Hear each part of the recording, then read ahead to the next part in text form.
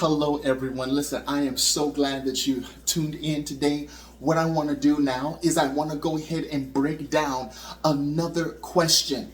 Now, folks, continue to send me these questions. I love it. All right. This is another question, this time from Mark. All right. Let's go ahead and read it. Is it really that easy to get a personal line of credit? Do you think someone with a 790 can get one? Oh, my word. PenFed Credit Union. All right. PenFed Credit Union. You got to write that down. Also, do you have any advice for someone who grew $28,000, that's the initial amount, okay, to about $170,000 with about $70,000, right, of that being realized profit?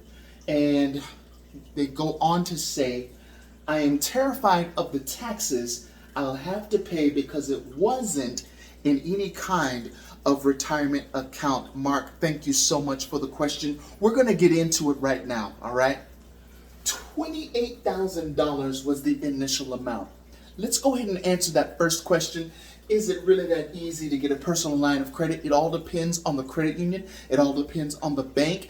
I recommend Navy Federal Credit Union, PenFed Credit Union, and there are also some more out there that absolutely help you get this personal line of credit, okay? Absolutely, those two are some of the best ones, okay? Anyway, let's go back to here. Final amount was $170,000 total with a profit realized of $70,000. Now, I'm going to introduce to you a concept, all right? And that is this. Tax-free, tax-sheltered, and tax-deferred. Anytime you have some capital gains inside of your investments, doesn't matter if it's real estate, if it's stock market, other investments, you'll always need to keep in mind that money favors the long term. Let me say that again. Money favors the long term.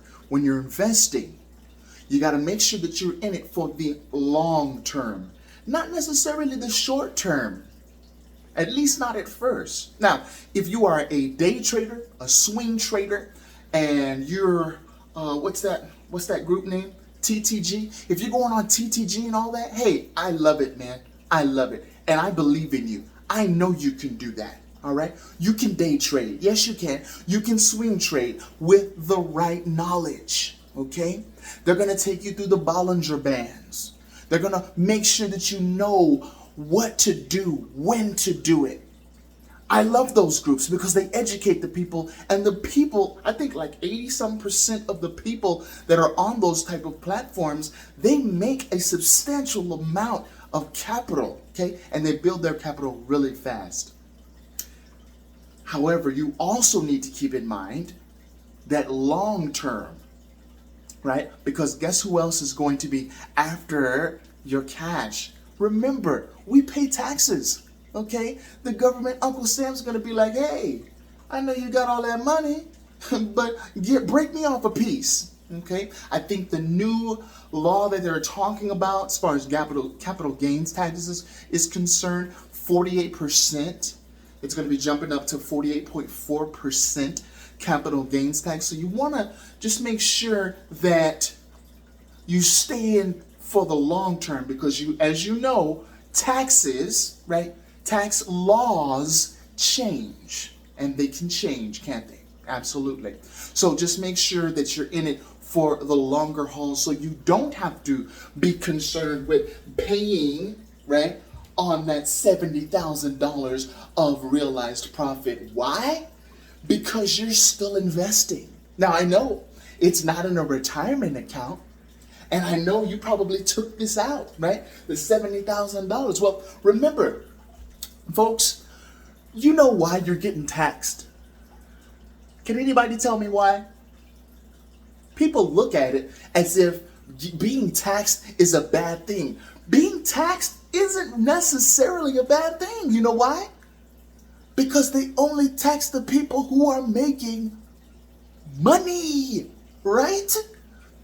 So listen, it's not always a bad thing. Even if they take 50%, 51%, 55%. Okay, CJ, that's going overboard. Yeah, man, but guess what? 55% of zero is still zero. So that's why we teach you how to velocitize your capital.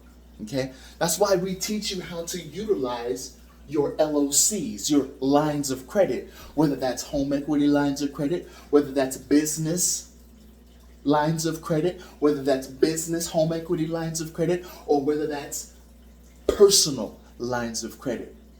We teach you how to velocitize that capital, because here's what you can do, Mark, with this capital that you just realized.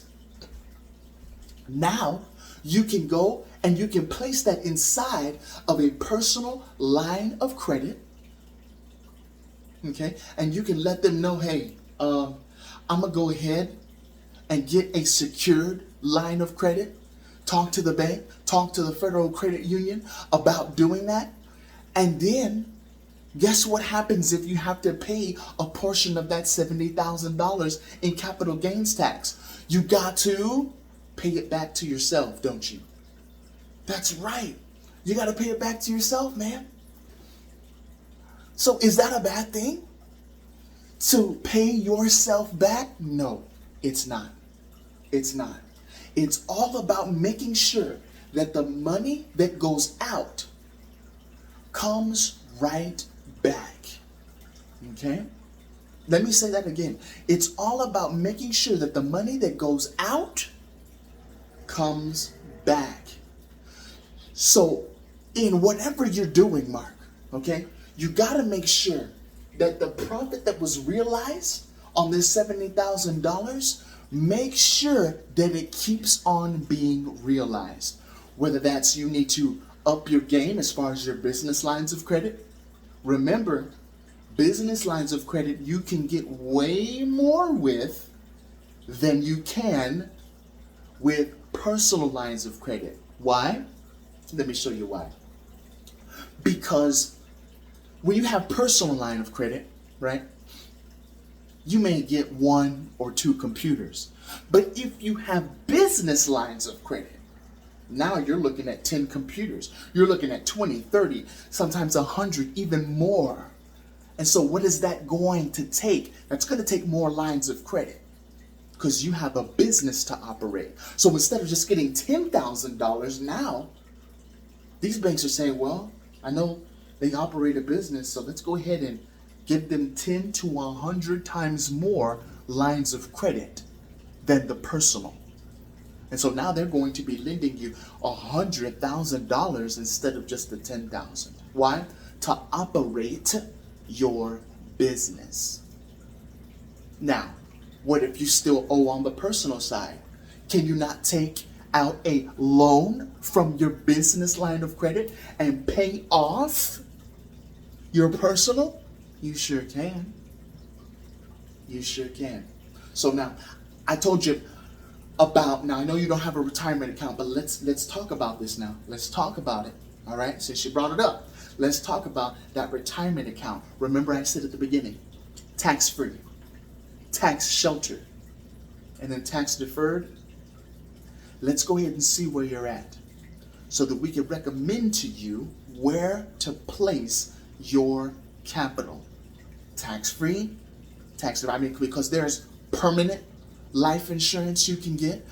There's 401k plans. My goodness, if you got college kids about to get in college, 529 plans, 401ks, Roth IRAs. My goodness, traditional IRAs. There's so many avenues that we can take to make sure that next time, right, that this capital is realized, it's not going to be a lot in taxes. But even if, right, you've taken out this money, make sure it's in a line of credit, right, so that those lenders and the credit bureaus can say, hey, this fella got paid. And your score goes from 790 to even higher. And your interest rates go even lower. Because as your credit gets higher, the cost of money gets lower. Think about it. All right, listen, creditwiz at investorpro.org, or you just go ahead and comment. Let me know if this answered your question. You take care. God bless.